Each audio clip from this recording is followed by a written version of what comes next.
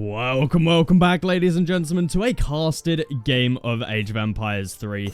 And we're here with the one, the only, the Ezad. And he's going to be playing as the Portuguese today, spawning in on the right-hand side of the map here. And his opponent in the north-left side of the map here, it's Kevin. And he's playing as the Swedes today.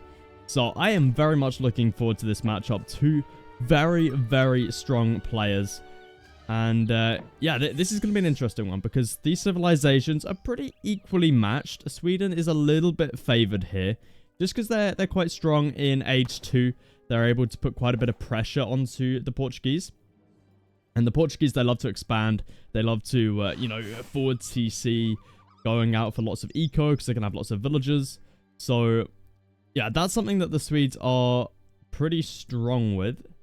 Seems like the game is lagging out just a little bit. No. Oh. Okay. Are we all right? I think we're all right. This is a live recorded game, so it might just be a little bit laggy right there. Not entirely sure what that was about. But anyway, we see here, Ezad going to be picking up some nice little food treasures right here. 45 food, always nice for the Portuguese here, because it seems like Ezad is going for a 10-10 here. So, going for an extremely fast age up, we see he's got his first card in. Going to be sending in that Fetorias, which means you just generate a little bit of food from your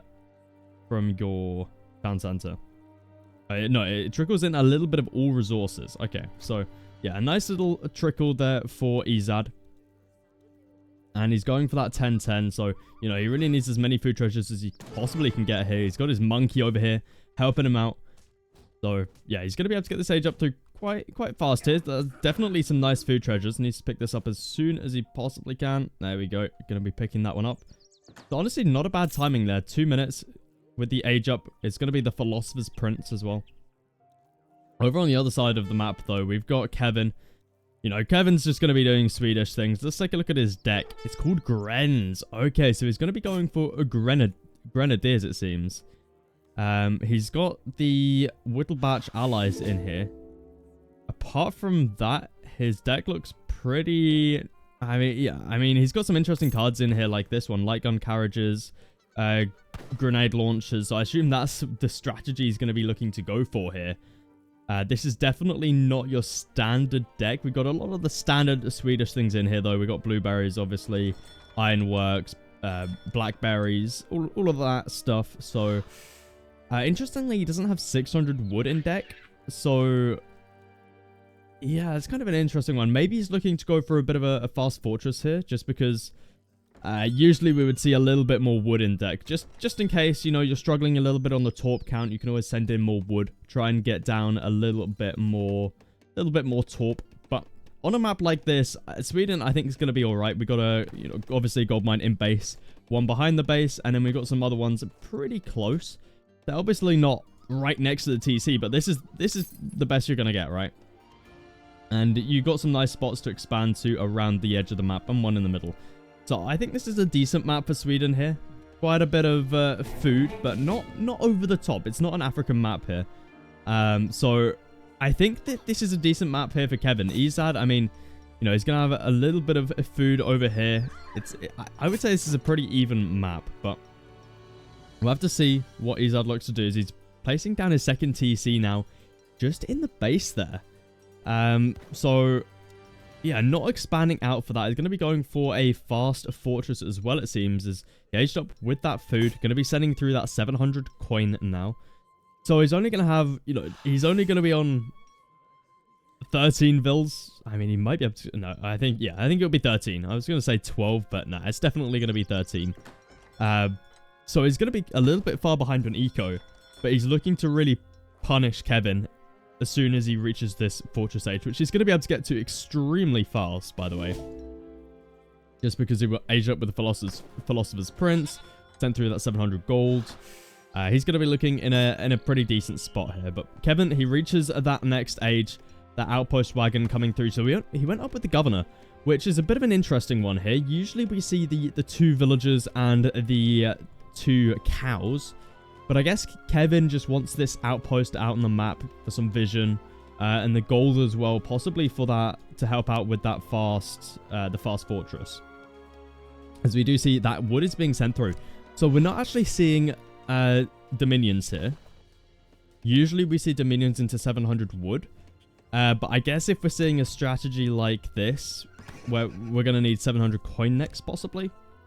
In saying that, though, we're going to have quite a bit of gold in the bank, just because we've gathered the crates, and obviously Torp's gathering quite a bit of coin there. And another annoying thing about not sending dominions here is that you're going to have to gather the wood by hand.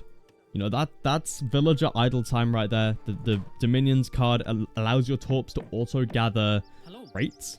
So a little bit of an interesting one there from Kevin, but we'll keep an eye on what he's up to as he's training some Huss now. So not going for that fast fortress whatsoever. Maybe going up behind this, but even then, I think Dominions would have been the better card to send here, but we'll keep an eye on what he's up to as he's going to be able to get out only the 4 Huss, not going for a full 5 batch there. We see Outpost also up for him in a nice mid-map position, so he's got good vision right now. We can see, you know, Kevin or Ezad is not going to be able to move up here with the next age up. As we see, he's aging up with the Exile Prince. So going to get that age up through super fast here. As we see that covered wagon popping out. Okay, he brings it back. That could have been, you know, if you're not paying attention, that could have been a bad one right there. But Ezad's not going to be able to get a forward TC up, which not the end of the world. But this feels a little bit rough when you got 3 TCs in the base like this, and you're only on 18 vills, because we had quite a bit of idle time, obviously, from the, you know, the first age up, going for a 10-10. And now we're being idled quite a bit here to the Huss. To be fair, lots of damage being put onto those Huss, and a villager is going to get... Oh, okay, maybe not. That's... Oh, no, he spots it. He spots it. I mean, both players there kind of not spotting that one out, and we see that Huss going to be moving back. I like that a lot. 2 HP. A villager could have killed that, but... Church going to get dropped down now, as well as another house.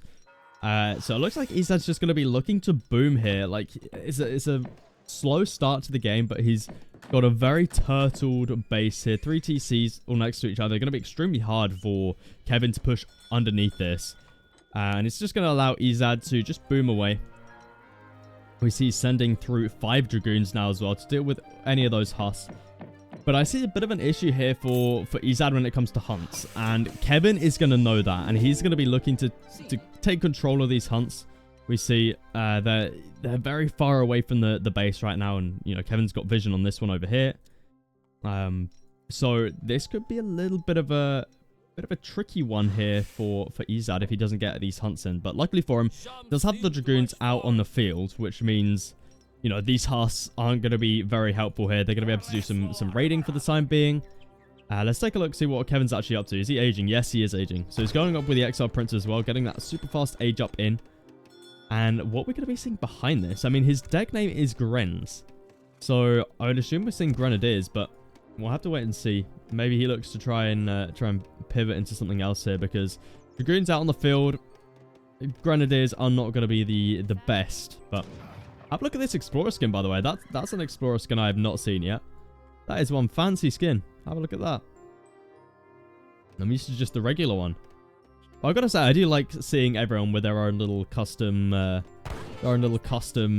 Explorer skins. I think it's pretty cool. But that Explorer will be going down. Ezad's going to be getting himself some nice XP there.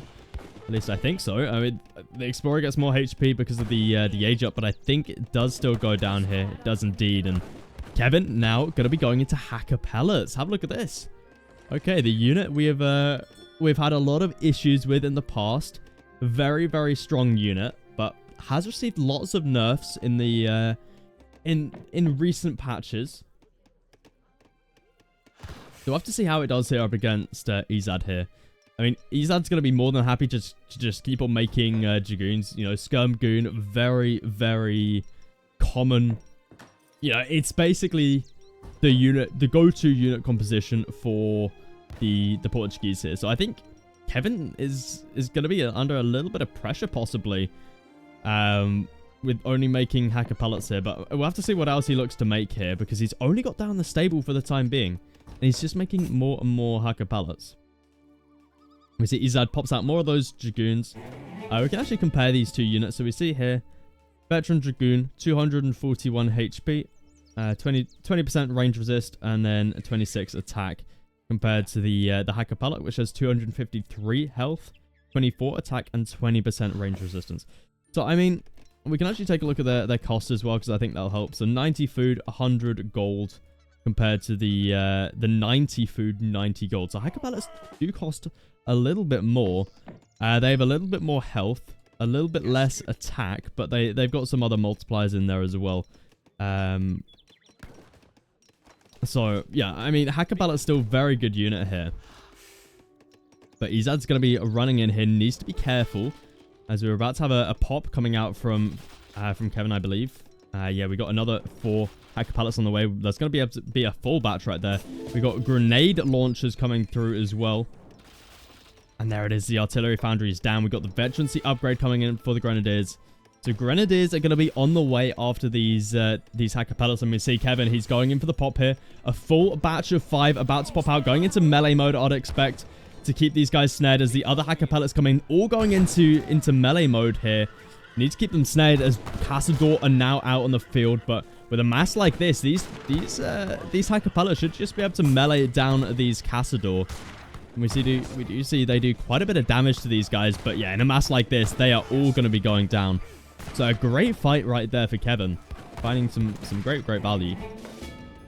We see upgrades have come through for the Grenadier, none in the queue yet. Just more and more Hakkapelits for the time being. What else do we have in the deck here that Kevin could send in? I mean, you probably want to go for something like blackberries, right? We're on, but in saying that, look at the torp count. We're not at the biggest torp count at the moment. Only 14 or sorry, 13 torps out on the field. Consequence of not going for Dominions earlier, to be honest. Like, we haven't had that much pressure onto the torps at this point in time. You know, we could have had maybe max torps, but we're going actually for the team infantry or team heavy infantry hit points here. Or heavy infantry hit points. So it does increase the health on these grenadiers, but I'm very surprised at the fact we're not seeing something like blackberries or 1,000 coin even. Like, you know, we got plenty of vills on coin here. That could be gathering food, and then we can just send in 1k coin. But this is the way Kevin's looking to play it. Gets out the first 3 grenadiers. Dragoons take out, I believe that was a villager. I think he was maybe looking to go for the silver mine, but he's at some 4 TCs right now. That is a huge amount of TCs because he's up to 40 or 54 vills. You know, he is booming away right now. 4 TCs. Halberd is now out on the field. Going to be looking to siege down these torps. So, you know, I would say Kevin's window is starting to close now. He needs to start to put on some pressure soon. Otherwise, he's just going to fall behind, right? I mean, Ezad's economy is going to start to kick into overdrive soon. The Halberdiers going to start to take out these torps. We see torps take a huge amount of damage from these Halberdiers. 1k coin coming in. Okay, no. We got a 4 coming in now from Ezad. We got another shipment here for Kevin, but not looking to send it quite yet. I think he's deciding. I mean, what would you send in? I still think 1k coin would be great here, but huge Dragoon mass hit. We got plenty of cards in here as well for Ezad. Look at the plus 81 health on these Dragoons. Something Evan can't really mess with. We see Grenadiers here. They do some, I mean, decent damage, but you really do need more of them than the 3. But Kevin's starting to build up that mass. 6 Grenadiers, and look at the amount of Hakkapelits we have here. So many of them. 18. You know, these guys are expensive. The Halberdiers do get cleaned up. We see one of them staying back here just to slowly burn down those torps. Be a little bit annoying. And has Kevin not realized here he's got a shipment here? I'm not sure what he's saving this for. There we go. Finally realizes sends in blackberries now. But I mean, torps are starting to go down. So interesting choice of going for that now. But I guess you really do need the food here when producing this composition. But Grenadier mass starting to build up here. We're up to 6. And that area of effect damage can really come in handy here. As we see, Ezad is now starting to struggle a little bit on food. Having to gather food right on the front line here. If Kevin wins this fight, this could be pretty bad for Ezad. if he loses his food. But have a look at this. We've got a fort coming up on the back line. Even if Ezad does lose this, he's going to be in an alright spot.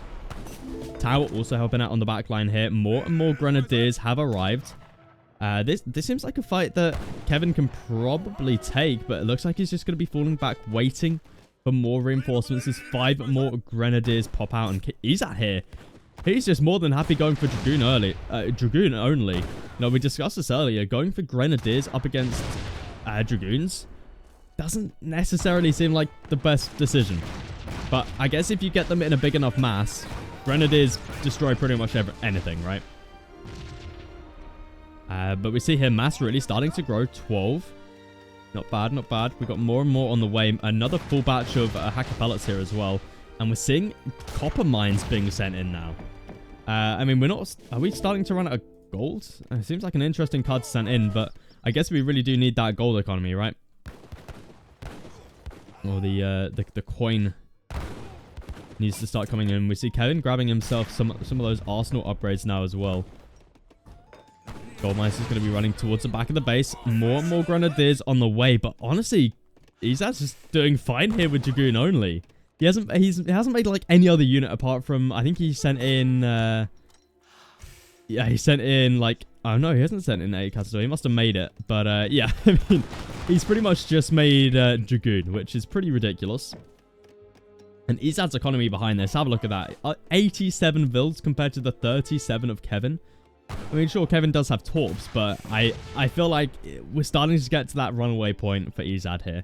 You know, he's ahead by 7,000 in score. And it seems like the Hakkapelits not doing as well as Kevin may have hoped. You know, if this was in a previous patch, and these guys would be, you know, these guys would be absolutely crazy. And I feel like it really came down to this fight that happened over here, right? That was Kevin's big push. And if he won that fight, he would have denied away all of this food. He would have denied away this left side of the map. You know, we wouldn't have torps being burnt down. And I feel like Ezad wouldn't be in as a good spot as he is now. Ezad's actually going to be going for an age up now, it seems. Which, I mean, you know, he can totally do. Look at the mass he's got. He's got a big enough mass here to where he can probably win this fight. We see Halberdiers in here as well. They're going to be able to do some good damage with the Dragoons coming in on the right. Grenadiers out of position right now. That snare, so damn annoying. Kevin losing out on so many Halberdiers right there. I've got to say, though, these Grenadiers do look cool. They do look super, super cool.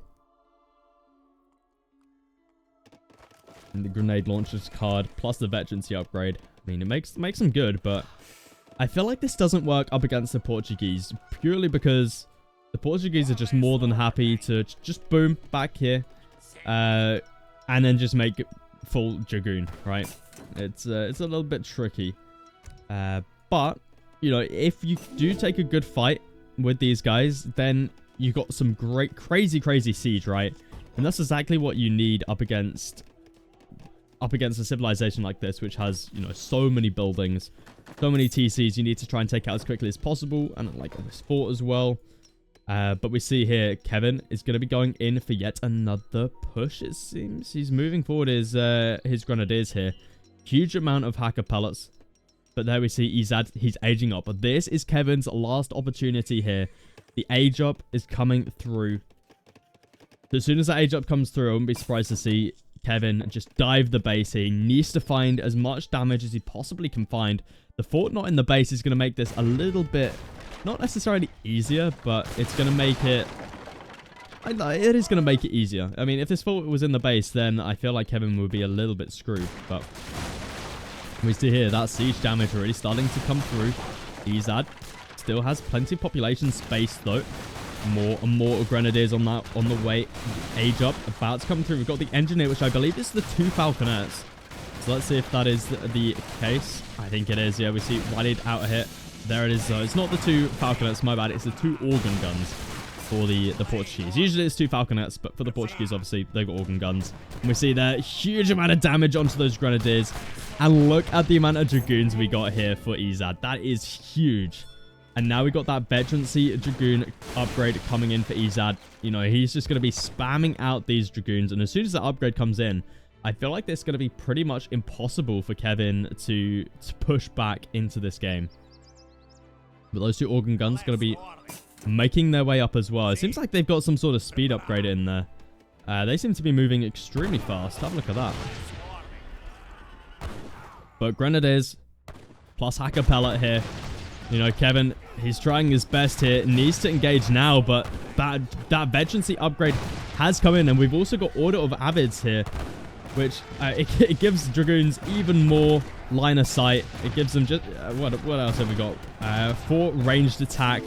So, you know, these Dragoons are going to be absolutely crazy. Those organ guns do go down. And I've got to say, these Hakkapelits are doing some pretty decent damage in melee mode. But these guys cost a lot more. And Ezad still wins the fight here. And behind this, he's got an absolutely crazy economy. All those Hakkapelits go down. Next, those Grenadiers going to be going down. We've got Jaegers in here, but it's not going to be enough. Ezad has won the game. He's got the economy. He won the fight, and GG is called. If you did enjoy this casted game, consider subscribing, leave a like, and I'll catch you guys in the next one.